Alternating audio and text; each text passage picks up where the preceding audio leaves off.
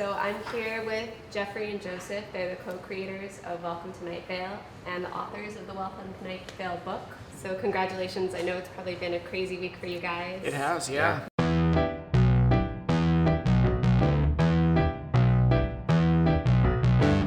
You know, since we started writing together in 2010, and I think in that process, we wrote a play together and co-performed it in the East Village, and I think during that process we kind of developed a back and forth style that we've used in the podcast, wherein we usually sit down together, sometimes just at Joseph's apartment or maybe at a bar, and just have a beer and kind of talk through the bigger picture things we want. And once we have an outline of where we're going, and with the novel, once we had an outline of the book, of what the story we wanted to tell, it was very simple just to say, okay, you do these chapters, I'll do these chapters. Put them together, and then we swap and then edit and talk about and ask questions and say, well, this doesn't connect to what I wrote here. Mm-hmm. Let's reconcile what's happening, and then we do that together. And the description I keep hearing is, it's Prairie Home Companion meets Stephen King or David Lynch. Were any of those influences that you were conscious of when you started working on it? No, I mean, Stephen King is obviously someone I've read a lot. I've actually never heard a single episode of Prairie Home Companion, so I don't know if that comparison is apt or not. And David, I actually don't think I'd seen anything by David Lynch until after I started writing Night Vale. Night Vale came mostly out of, I think, monologue theater and storytelling, out of experimental downtown New York theater, which is the world we were working in. And I think, a lot of the influences came from that. Do you ever foresee Night Vale being adapted into a more visual format? I think we're always thinking about other ways to put Night Vale into the world. Mm-hmm.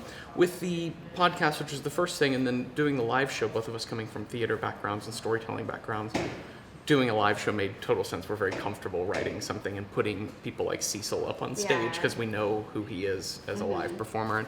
And doing the novel made sense too, as we're both prose writers.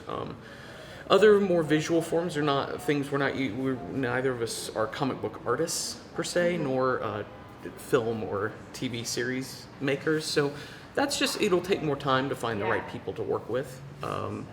So we're always considering it, but it's not a thing where we want to just sign off to somebody else. Absolutely. You know, the shows and the novel and the live show is all successful because it's a thing that we wrote together, and we're a little reluctant to write it off for money.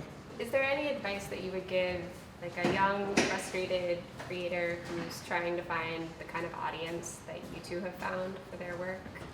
I think I would be bad to give advice on how to find an audience, because I always feel like if your number one goal is to find an audience, then that's more of a business strategy thing, which I'm not the person to go. That's like a Stephen Covey or something like that. But I think if you're trying to write something you enjoy writing, then that's just a thing where you just keep doing it and find people you like working with. That helps, because if you have somebody you're working with, it keeps you accountable for deadlines. It keeps you on top of things. You're not just letting yourself down by missing something. You're letting somebody else down. And I think that's the biggest thing. I think if you enjoy writing, you're working with people who you like working with.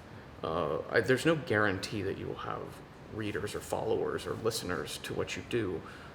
Lord knows I've been doing it for 20 years, and I have, until Night Vale, I've never had that many people, but you do something because you love it. Mm-hmm. And eventually that is a success in and of itself. And then eventually you will do it long enough, you'll meet great people that will pull you in a direction, or that you can pull in a direction, and you will find those people, I think. The only way to be better at writing is just years and years of practice and being bad at it and being okay at it, and just I have been writing almost daily since I was like 14, and a lot of that was terrible. But it's really there's no other trick to it. You just have to, it's just like anything else. You have to do it for a long time badly until you get better.